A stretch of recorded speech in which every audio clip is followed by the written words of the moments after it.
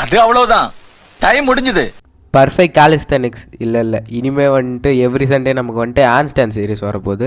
Hand stand series ஏன் நான் ஆரம்பிக்கிறேன்னா வந்துட்டு ஒருத்தர் எனக்கு தனியாகவே மெசேஜ் பண்ணியிருந்தார், ஹேண்ட் ஸ்டாண்ட் எப்படி ப்ரோ கற்றுக்கிறது அப்படின்ட்டு. அதனால தான் நம்ம வந்துட்டு எவ்ரி சண்டே இதோட ஹேண்ட் ஸ்டாண்ட் சீரிஸ் போட போகிறோம். ஹேண்ட் ஸ்டாண்டுக்கு வந்துட்டு முக்கியமாக தேவை வந்துட்டு ஸ்ட்ரென்த்து, வந்துட்டு பேஸாக வந்துட்டு நமக்கு ஒரு ஸ்ட்ரென்த் தேவை. அந்த ஸ்ட்ரென்த்தில் எதில் கிடைக்கும்னா புஷ்அப், புல்லப் இது மாதிரி வந்துட்டு நார்மலான ஒர்க் அவுட்லேருந்தே கிடைக்கும்.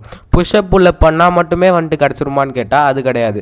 சரி, நீங்கள் புஷ்அப் புல்லப் ஈஸியாக இருந்ததுன்னா நீங்கள் வந்துட்டு கண்டிப்பாக வந்துட்டு பைக் புஷ்அப் வந்துட்டு ட்ரை பண்ணலாம். பைக் புஷ்அப் ட்ரை பண்ணிட்டு இது 3மே பண்ணால் மட்டுமே நமக்கு வந்துட்டு ஹேண்ட் ஸ்டாண்ட் வருமானு கேட்டால் அது கிடையாது.